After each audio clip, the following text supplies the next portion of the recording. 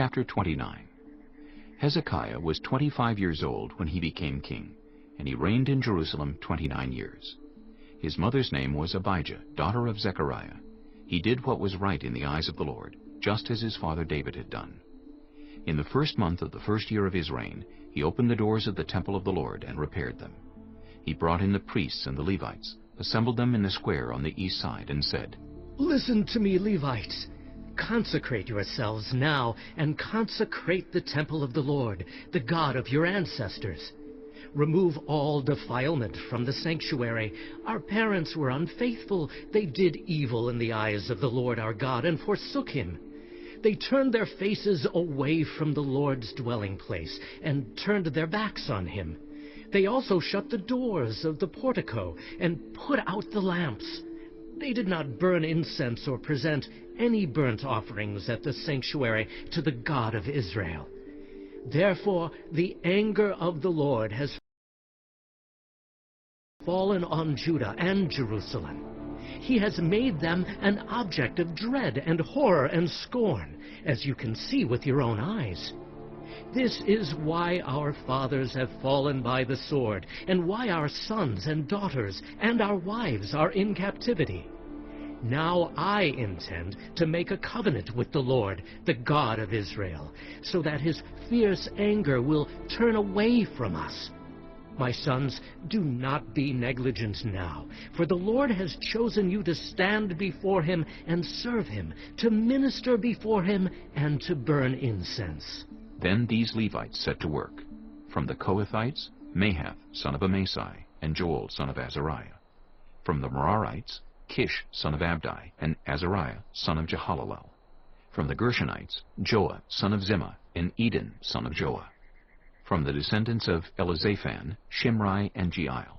From the descendants of Asaph, Zechariah and Mattaniah. From the descendants of Heman, Jehiel and Shimei. From the descendants of Jeduthun, Shemaiah and Uzziel. When they had assembled their fellow Levites and consecrated themselves, they went in to purify the temple of the Lord, as the king had ordered, following the word of the Lord. The priests went into the sanctuary of the Lord to purify it. They brought out to the courtyard of the Lord's temple everything unclean that they found in the temple of the Lord. The Levites took it and carried it out to the Kidron Valley. They began the consecration on the first day of the first month, and by the 8th day of the month they reached the portico of the Lord. For 8 more days they consecrated the temple of the Lord itself, finishing on the 16th day of the first month. Then they went in to King Hezekiah and reported, "We have purified the entire temple of the Lord, the altar of burnt offering with all its utensils, and the table for setting out the consecrated bread with all its articles. We have prepared and consecrated all the articles the king Ahaz removed in his unfaithfulness while he was king. They are now in front of the Lord's altar." Early the next morning, King Hezekiah gathered the city officials together and went up to the temple of the Lord. They brought 7 bulls, 7 rams, 7 male lambs, and 7 male goats as a sin offering for the kingdom, for the sanctuary, and for Judah. The king commanded the priests, the descendants of Aaron, to offer these on the altar of the Lord. So they slaughtered the bulls, and the priests took the blood and splashed it against the altar. Next they slaughtered the rams, and splashed their blood against the altar.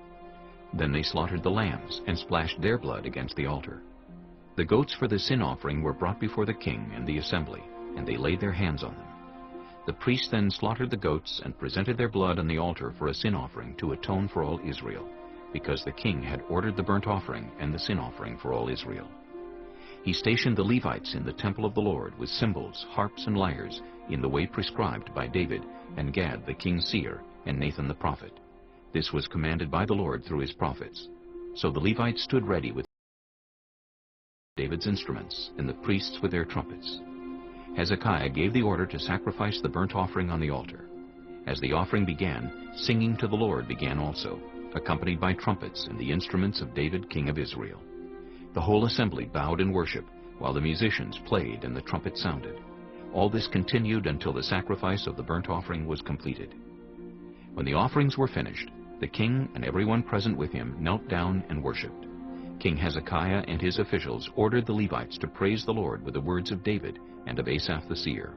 So they sang praises with gladness and bowed down and worshipped. Then Hezekiah said, You have now dedicated yourselves to the Lord. Come and bring sacrifices and thank offerings to the temple of the Lord." So the assembly brought sacrifices and thank offerings, and all whose hearts were willing brought burnt offerings. The number of burnt offerings the assembly brought was 70 bulls, 100 rams, and 200 male lambs, all of them for burnt offerings to the Lord. The animals consecrated as sacrifices amounted to 600 bulls and 3,000 sheep and goats. The priests, however, were too few to skin all the burnt offerings, so their relatives, the Levites, helped them until the task was finished and until other priests had been consecrated, for the Levites had been more conscientious in consecrating themselves than the priests had been. There were burnt offerings in abundance, together with the fat of the fellowship offerings and the drink offerings that accompanied the burnt offerings. So the service of the temple of the Lord was re-established. Hezekiah and all the people rejoiced at what God had brought about for his people, because it was done so quickly.